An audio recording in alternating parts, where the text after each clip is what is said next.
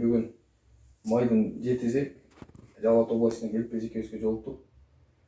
Аксы районунда төрөлгөн, азыр учурда Ташкөмүр шаарында жашайт. 8 баланын энеси Батыр эне Анар эжекебизге келдик. Анар эжекеге буга чейин бир туугандары туугандырып бөйрөгүн айыктырабыз деген үмүт менен жардам берип кол сунуп келишкен.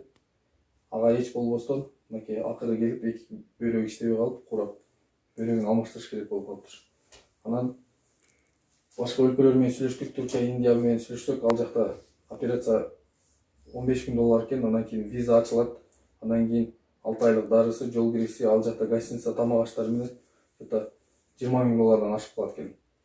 Анан азыр дагы жакшы. Ыйык орозо күнүндө гемодиализ бекер болуп, азыр евродиализде гемодиализ бекер болуп атат. Орозо бүткөндөн кийин кайра платный болуп гемодиализ башталат. Ар бир гемодиализде 5.300 сомдон алып атат, жумасына 2 жолу. Ошого бардык бир туугандардан суранат элек, кол сунуп жардам берип коюшуңуздарды. Бул эжекебиз өзү 10 төрөгөн экен. Эми тагдырдын сыноосунан 2 баласы кайчып болуп, азыр 8 баланын энеси.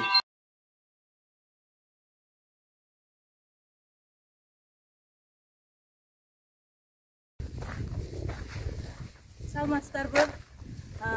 Биз азыр бул жерге келгенибиздин себеби ушу Кызыл Алма аймактык башкармалыктын караган ушу Айткулова Анара эжекебиздин үй бүлөсүнө келип отурабыз.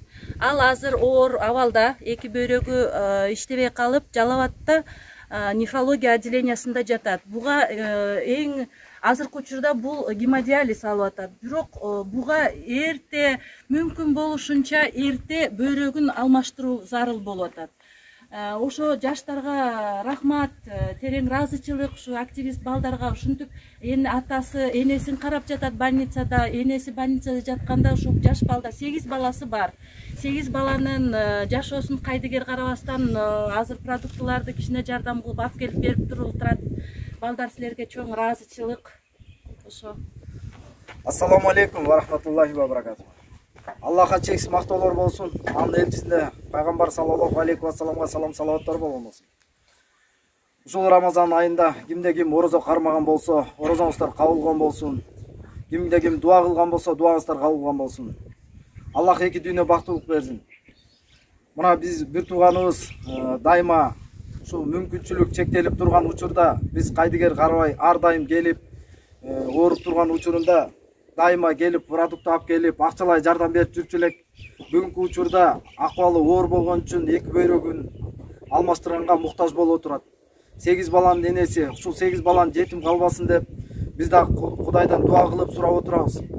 Кайдыгер карабастан колуңарды сунгула жардам бериңиздер, сиздерден суранычы. Аллах ыраазы болсун үчүн. Ассаламу алейкум, урматтуу кыргыз элим. Сиздер угуп өткөндөй, ушу эжебиздин азыркы учурда өтө оор акыбалда турат. Өзүңүздөр көрүп тургандай, 8 баланын энеси жалгызсыратпай энебизди жардам берип өтүүңүздөрдү суранабыз. Ыйык Рамазан айында сиздерден терең өтүнүч менен суранабыз. Өзүңүздөр көрүп билип тургандай, ушу 8 бала жашап турган үй шартын көрүп тургансыздар. Сиздерге да бирөөз көрсөтүп коюп суранабыз. Үй да өзүнүкү эмес өзүнүк. Үй дагы жашап турган азыркы учурдагы үй дагы өзүнүкү эмес. Ошон үчүн келиңиздер, бир туугандар, кол сунуп жардам бериңиздерди суранабыз. Ушу эжебиздин эки бөйрөгүн алмаштырып келишине сиздер дагы себепчи болуңуздар. Ыйык Рамазан айында мына жашап аткан үй бүлөсү 8 жаран ушул жерде жашашат экен. Келиңиздер, кайдыгер карабастан көп түкүрсө көл болот кыргызда. Ушундай эле бул жерде ар бир ушу тууганыбыздын шоттору болот бул жерде. Өзүңүздөр көрүп тургандай ушу шотко сиздердин ар бир салган салымыңыздар ушу эжелердин жашоосуна болгон үмүтүн жандырмакчысыздар. Өзүңүздөр көрүп тургандай эки эле комнат үйдө жашашат. Жардамыңыздардан аянбай, кол сунуп жардам берип коюңуздарды суранабыз.